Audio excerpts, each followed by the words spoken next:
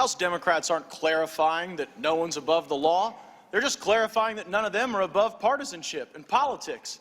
This is the quickest, thinnest, weakest, most partisan impeachment in all of American presidential history.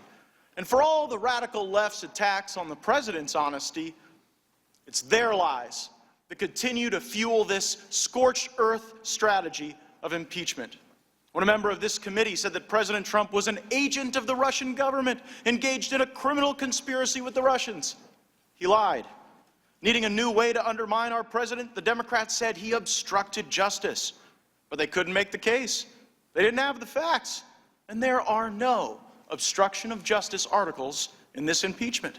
So needing another new distraction, Chairman Schiff announced a whistleblower. He said we'd hear from this person about bad presidential conduct. Some in the media reported on the whistleblower, raising serious concerns about political bias, improper motivation, and scandalous coordination with a political hit job aligned with none other than the operatives of Chairman Adam Schiff. With public opinion turning against impeachment, the Democrats scurried to assemble focus groups and commission polls. They learned that accusing the president of bribery would be good politics. While Democrat House members are willing to follow the pundits and consultants, the evidence and the witnesses were not.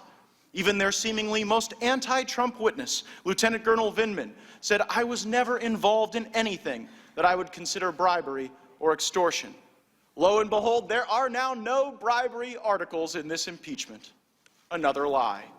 But the biggest lie of all was that House Democrats would not put our beautiful nation through a partisan impeachment. Speaker Pelosi said there must be evidence that is compelling and bipartisan. Chairman Nadler said impeachment should not be partisan. And tonight, they stubbornly defy the standard that they set for themselves.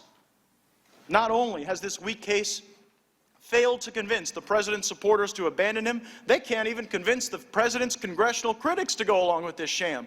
Democrats Jeff Van Drew and Colin Peterson don't support the president, but they don't support this hot garbage impeachment either. Congressman Will Hurd's a critic of the president, and he told you the truth. This is not impeachable. After years of pointless and endless investigations against the president, this witch hunt is no longer simply troublesome. It has become deeply and excruciatingly tiresome. It's time to move on. The American people hate this, and it's making some of them hate us. This is nothing more than the sloppy, straight-to-DVD Ukrainian sequel to the failed Russia hoax. And if it seems like you've seen this movie before, it's because you have. And we know how the cycle goes. Last night's CNN or MSNBC promised smoking gun turns into today's disappointing nothing burger.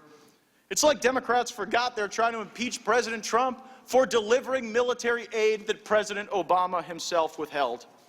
And so now, with no crime, no victim, House Democrats impeach because they have no agenda for America.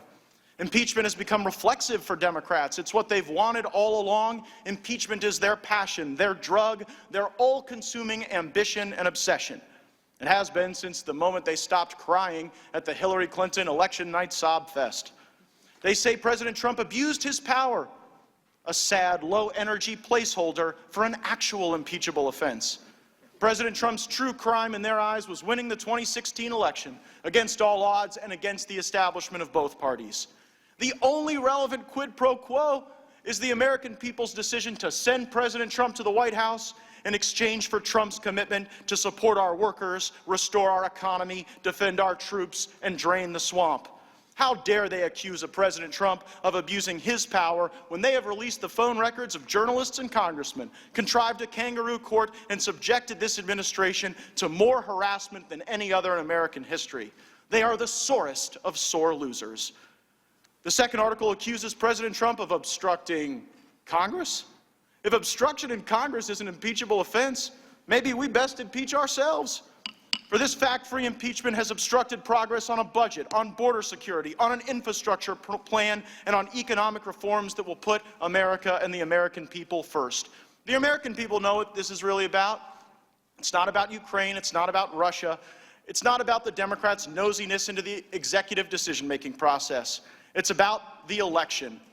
And so to the America First movement, We will face this illegitimate impeachment with our heads high, our facts straight, and our commitment to our transformational president deeply intensified. We'll see you on the field in 2020.